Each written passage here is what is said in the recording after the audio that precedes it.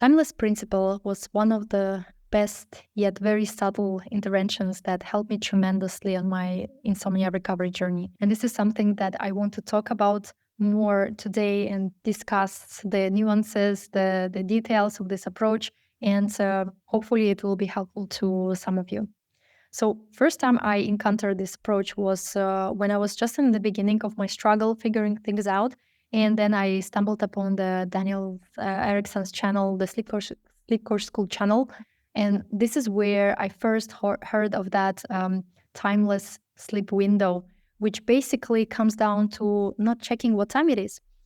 And for me at that time, it was a very simple and very revolutionary concept because when I was struggling with my sleep, there was so much fear, there was so much desire to control my nights that I was constantly checking my phone. I had this urge to pick up the phone almost every 10 20 minutes just to see how how am I doing, like do I still have time until it's morning, so that I can still do I still have hope to get some sleep, or maybe there's no hope. So I've been constantly bombarded with those thoughts of how am I doing? Should I do something about it? What can I do about it? And knowing what time it was actually fueling my desire to control this.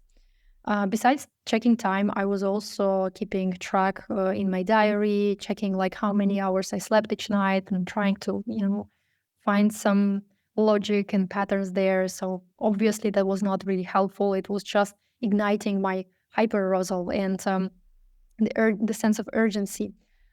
So when I first heard about this timeless principle, for me, that was like, wow, this is something that I haven't tried. It is so simple, and I've been overlooking this for a very long time. So I gave it a shot, and it was actually, I started seeing so much benefit in this. Not instantly, but with time, I realized that my body can sleep without knowing what time it is. My night can still turn out to be beautifully, even if I don't check my phone all the time. So that gave me a lot of benefit. And up to this day, I get regularly messages from people who say that for them, this timeless principle was a game changer. This is why I find that this approach is worth giving a shot, because seriously, when we are struggling so much with the fear of sleeplessness, we oftentimes act on this fear. And part of that act is by constantly checking our performance. So what happens when we don't do that? Let's look at the brain in general, like what's the function of the brain, why the brain urges us to know what time it is. Basically, the brain is the survival machine. It needs to get some sense of control in any uncertain situation. And insomnia is that particular scary, unknown, uncertain place where the brain feels the need, like it needs to have some sense of control. And the way how it gets this sense of control is by checking our performance, is by analyzing how we, how we perform during the night. And therefore, knowing what time it is one of the ways how it gets this sense of control. And once it gets this input, once it knows that, okay, this is, let's say, 2 a.m., it then uses this information to keep problem solving, to keep that problem solving mechanism going.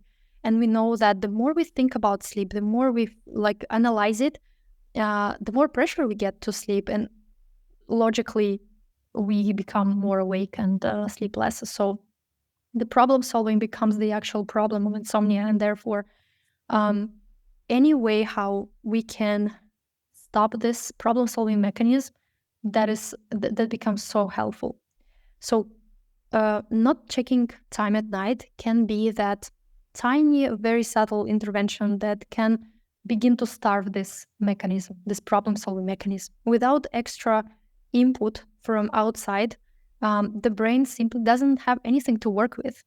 And for me, this was something that was really game changing, because at first, and this is something that I feel like is worth sharing, that first, when we stop doing things that we usually do, we don't check time, we don't do certain sleep efforts, our brain can get even more anxious about that, because we basically don't obey its orders. We don't do something that will ensure its safety. Therefore, the first reaction from the brain when we, let's say, stop checking time can be increased hyperarousal, increase this mental activity when the brain is trying to figure out what time it is by some, secondary cues like how light it is outside, or whether there are light in the windows of neighbor flats, and so on and so forth. So this is the typical reaction from the brain. So the first short-term anxiety is really normal when we stop doing that. So the timeless principle, we understand that, like it starts this problem-solving mechanism. It doesn't give more input to analyze for the brain, which naturally leads to places when we feel like, okay, we don't know what time it is. So eventually when sleep comes, then we realize that we don't even need it to know what time it is for sleep to happen. We don't need to control it. So this is like the big benefit of it.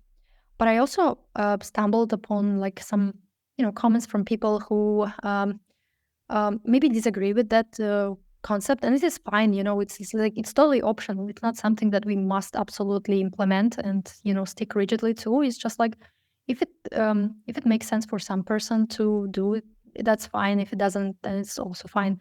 But one of the main kind of like arguments regarding this approach that I heard was basically for them, knowing what time it was actually a reassurance. It was a positive thing, because let's say a person who struggles with waking up at night early, and then they feel like when they wake up at night and then they check what time it is, and it's this kind of like an hour where they know it's like, okay, it's like 4 or 5 a.m. That means that they already slept, and therefore they use it as kind of like a reinforcing, like the positive moment for them, like to cheer and to celebrate it, because they slept, right? So they take it, this checking time, as a good thing, is like the thing that gives them sense of like, yeah, I'm moving forward, I'm progressing, which is of course is a nice thing.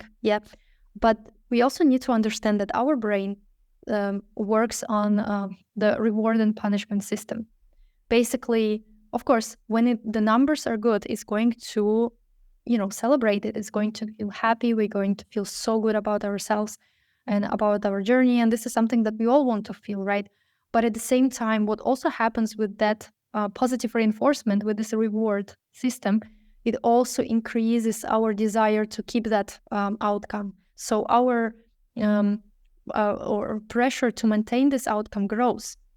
And therefore, when, let's say we wake up and we we look at time and the time is not that good, right?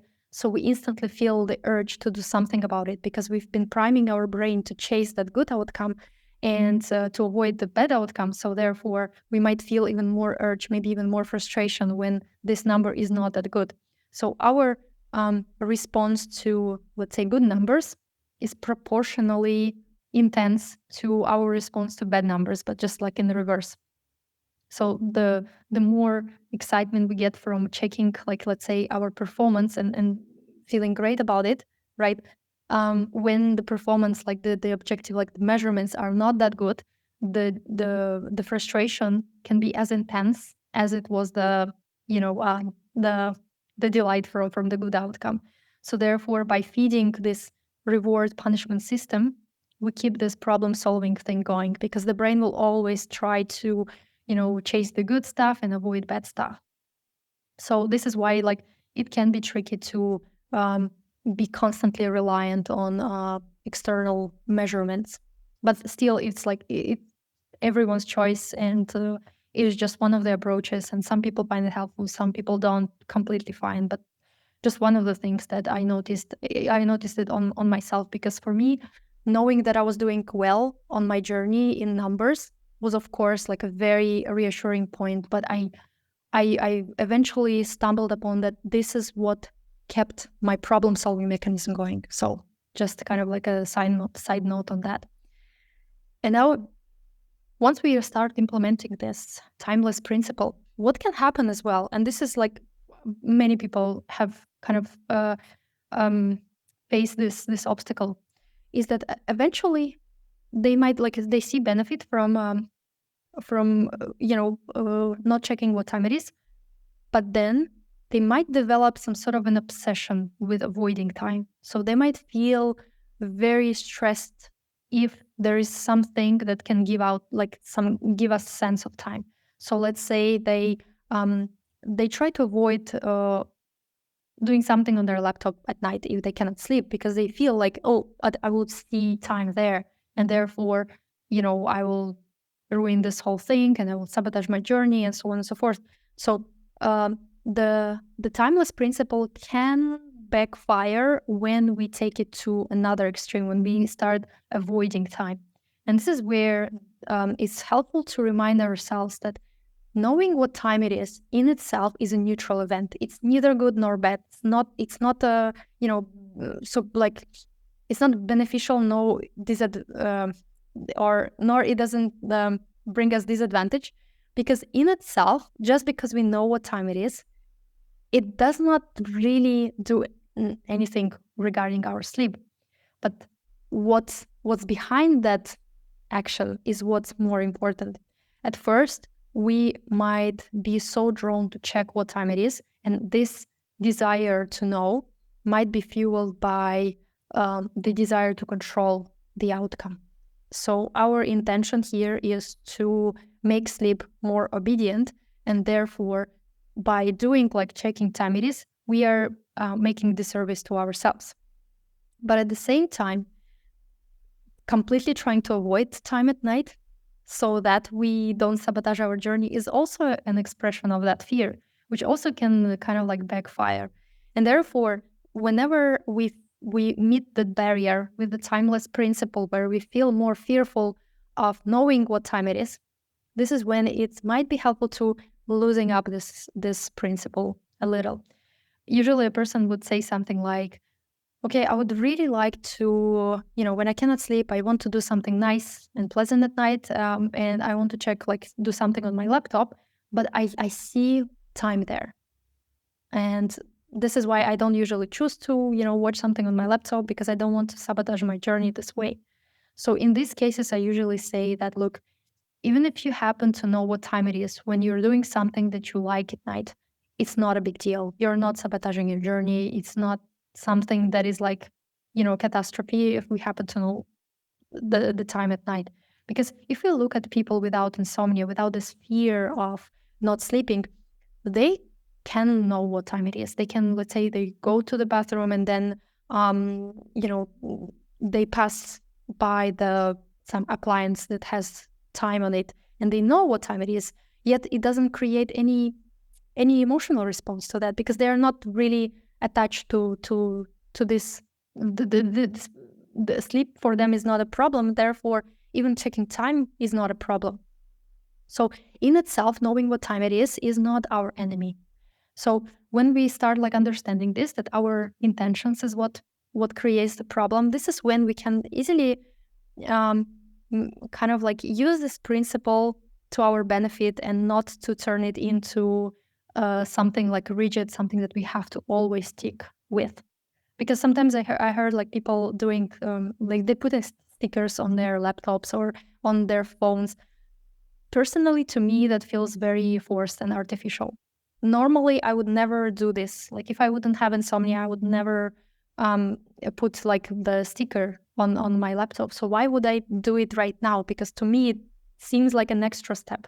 It seems like I'm even like more obsessed with this, a process than any other human being. So for me, I kind of like started letting go of that principle. At least like I was not keeping it that strict for myself.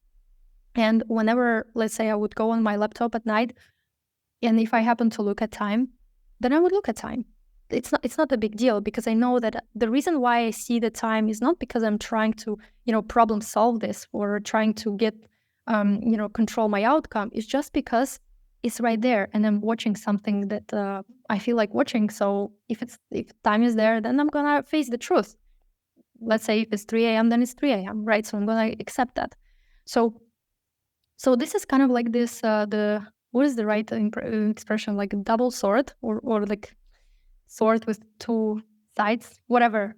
I don't know, like the right phrase for this. But what I want to say is that, yeah, timeless principle can be so helpful. And when we understand the actual reason for that, and when we, as we keep implementing this, knowing that in itself, time is not like, we can totally check time. We can totally see, like, on the screens. We don't have to sacrifice our comfort to accommodate this rule. So that can already reduce so much pressure. So if anyone felt with this particular approach, this kind of like fear of knowing what time it is, I just want to say that I totally resonate with that. I totally understand this this desire to kind of like now to avoid any sort of notion of time. But this is when I want to kind of like invite you to maybe like relax a little bit this rule. It's really okay if we happen to know accidentally while doing something else what time it is. It is not a big deal. So when we don't look at it as something like, oh my God, I make a huge mistake. I check time. Now my recovery is ruined. Without this kind of like extra layer, we can actually keep going on our journey without that singular event of knowing time to kind of like put us off track. So yeah, so I hope that this video was helpful. Maybe it clarified a few things about the timeless principle. And definitely, if you have any further questions about this timeless principle, feel free to write. I will try to answer them as soon as possible. And thank you so much for watching. Have a nice day. Bye.